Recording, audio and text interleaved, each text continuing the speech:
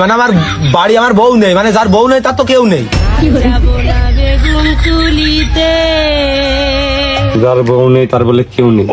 তা তোর তোর বউ নেই কে? ওই আমার ওই বাড়ি ঘর দর ভালো না বলে স্যার আমার কাছে থাকে না। ইস, যে স্যার তোর মনে হয় গরিব বলে গরিব মনে করে ছেড়ে দিয়ে ভুল কাজটাই করেছে। তা তোর বউ কোনে থাকে? ঢাকায় গার্মেন্টে চাকরি বাকরি করে নাকি?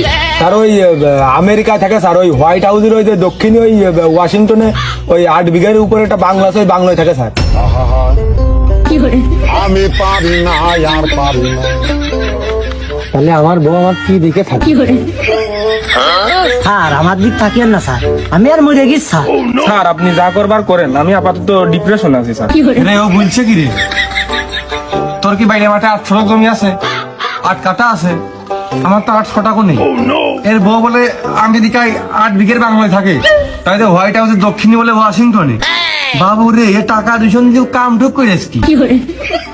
কোন দিন স্যার আমার হচ্ছে বউ তো শোকের বউ, প্রেম করে বিয়ে করে, আর সে তার জন্মদিনে ছোটখাটো মাত্র একটা গিফট চেয়েছে 8 বিঘার উপর। আমি তো একটা বাংলো তার বানিয়ে দিচ্ছি। আর ওই ক্যালিফোর্নিয়ায় সে হচ্ছে একটা বাড়ি চাইলো, আমি তো বাড়ি তো আগের তো বানিয়ে দিচ্ছি। এখন সে ওই বাড়ি না থেকে যদি বাংলাতে থাকে তাহলে আমি কি করবো কাল?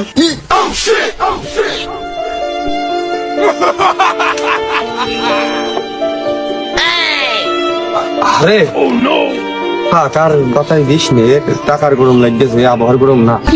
তা তোর বাপ মা কনে? স্যার ওই কানাডা থাকে, ওই আমেরিকাতে তারা আমি বাড়ি করে দিতে চাইছিলাম, কিন্তু তারা হচ্ছে পরে আমার আম্মু হচ্ছে আব্বুকে বোঝালো যে আমেরিকায় ওই বিভিন্ন সময় যুদ্ধ বিদ্রোহ বেঁধে যায়, তো দেখা গেলো বোম টোম পড়ে কোনে উড়ে টুড়ে চলে যায়, যার কারণে সে হচ্ছে যে ওই শান্তিপ্রিয় দেশ কানাডা বেছে নিয়েছে, যার কারণে আমি ওই দেশে পাঠিয়ে দিয়েছি।